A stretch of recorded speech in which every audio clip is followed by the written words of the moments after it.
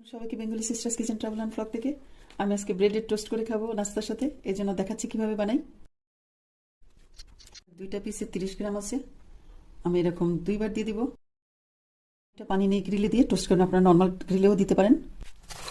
প্রতিদিনের খাদ্য তালিকায় 1 চামচ চিয়া সিড রাখলে কি উপকার আপনারা 1 মাস খেয়ে দেখেন, তারপরে বুঝতে পারবেন।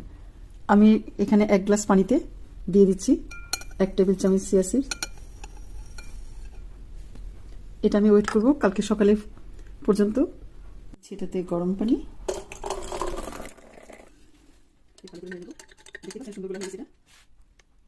আমার সকালের নাস্তা রেডি। ব্রেড টোস্ট চিজ দিয়ে আর চিয়া সিড দিয়ে 1 গ্লাস পানি। এভাবে খেয়ে দেখেন, অনেকক্ষণ খিদা লাগবে না।